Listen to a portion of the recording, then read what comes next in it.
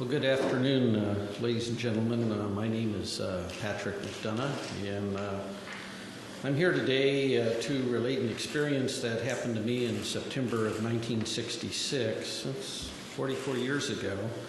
But that experience was so significant, it was basically burned in my memory. I haven't forgotten about it at all. But I am getting older, and I did want to put this experience and relate it on the record. A little background on me: I had enlisted in the Air Force in Berkeley, California in the first week of November 1962. At the onset of the Cuban Missile Crisis, it was going. I felt patriotic. And up to that time, I had been studying engineering in college. I had 3 years of engineering. And the Air Force, considering my background, trained me to be a geodetic surveyor. And I was assigned to 1381st Geodetic Survey Squadron in Orlando, Florida. We basically, in 1965, we moved to Warren Air Force Base in Wyoming. On average, I would spend 9-10 months a year on temporary duty, surveying for latitude and longitude at our missile sites and aircraft bases for positioning missile and aircraft guidance systems. Basically, the squadron's mission was to provide precise geographical coordinates for a missile or an aircraft inertial guidance system, so that the missile or aircraft would know exactly precisely where it was at when it takes off, while the intelligence agencies would provide the targeting information.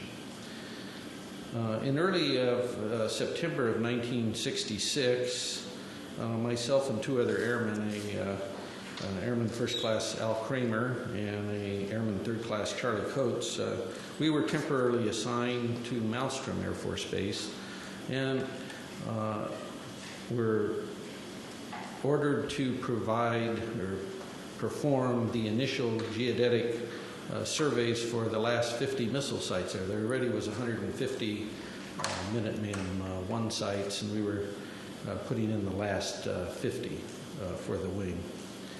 And basically, we were assigned to the Site Activation Task Force, they call SATAF. It was a Boeing, really, the prime contractor. We were given a government truck, no radio, anything in it. I was the chief of party. I was the observer on our small three-man team. Al was the recorder. Charlie was, we were trying to train him both in observing and recording.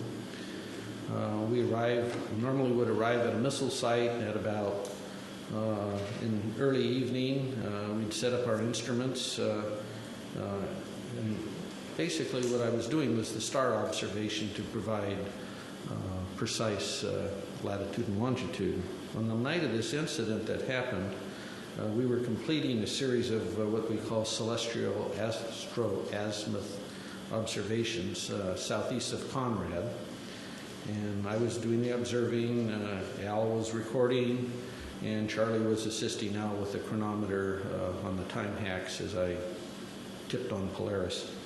The unusual thing about this missile site I was at was that the blast hatch of the silo was open. And that was very unusual. Normally when I'd go to these missile sites, even though they were not activated yet with a missile, they were always closed. The monoliths were there. We do 4 monoliths and do a precise quadrangle. And the work we did was very precise. It involved a lot of, it was basically all using star shots. And so here's a site that we arrived at, and the blast hatch is open. And we're nearing completion of the star observations. We had been to the other 3 monoliths, and I was at the monolith at the next to the hatch.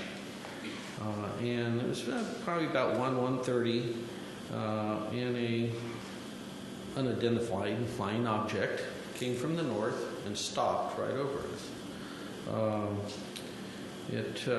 would say it was probably about altitude of 300 feet or so, maybe a little higher. It's a little hard to tell in the dark. It was round. It had, I would estimate its diameter at about 50 feet, kind of like a pretty large, like a wingspan of a B-52, something in that range. It's pretty large. It seemed to have pulsating lights going around it, and it had a white light from the center looking down into the silo. There was no wind, there was no noise. Still only stayed there maybe 20, 30 seconds at most. And then I just remember, I'm staring up at the stars, right? I'm a pretty keen observer of what's above me here in the celestial spirit there. And I just said to myself, what if this thing beams us up and takes us off to some distant place and never return to Earth again? I mean, this is going through my head here while this thing's above me. And then from this dead stop, it shoots off to the east, just like now you see it, now you don't. It just, choo. So after this UFO departs, I grabbed my instrument and jumped in the truck behind the steering wheel, and off we went. And we weren't about to be there if it came back. We didn't have guards with us because there was no missile. We didn't have a radio because we're not really in contact with the Air Force Base. I don't know any of this other stuff is even going on, to be honest with you. I mean, we're just kind of out there on our own doing these sites and mailing our material back. I wasn't even aware there was a UFO problem per se. But as it turned out, the night's events weren't totally over with us at that point. As we sped away and on our way back to Conrad, and Army Corps of Engineers had base rocked all the roads to take the weight of these missiles they were bringing in. And of course, these are new sites, and they took down all the signs to make the roads wider. And I go over the hill and come down, the headlights come down, and there's no road there at Teague. And so I tried to make you either went to the right or left. I tried to go to the left towards Conrad, and the truck flipped over, and we ended up upside down. Fortunately, none of us were hurt. We walked probably about 2 hours to a nearby farmhouse, if we call that nearby, and called the Montana Highway Patrol. The farmer drove us back to the accident site, and it was interesting when the highway patrolman arrived, because we told him, how did this occur? He was asking us, and we told him that his dispatch had told him there had been over 20 reports to his office that night in reporting a UFO in the area. I wrote incident reports to the SATAF, Boeing, Montana's state regarding the accident. But what was interesting was I never heard anything from the Air Force regarding the incident, and I never had to. There was no retribution or reimbursement required for me for rolling this truck. And this truck had 18 miles on it that afternoon. It was a new truck. Okay, so nothing. I heard nothing. So this part was good because I didn't really want to buy the truck. I went back to my headquarters at Warren Air Force Base, and about a month and a half later, I was discharged. I did not mention wrecking this truck up in Montana on one of my TDYs. They didn't ask me, and I didn't mention it. I didn't want to buy it. But I must say now, in my 4 years that I had with this Geodetic Survey Squadron, I had worked on the latest missiles and aircraft in the U.S. Air Force inventory. And I worked everywhere on these guidance systems. And I never saw anything in the Air Force inventory that could perform like this UFO did. I don't know what it was, but we sure didn't have any. I never saw anything like it. And I'd like to thank all of you for being here today, and thank the National Press Club.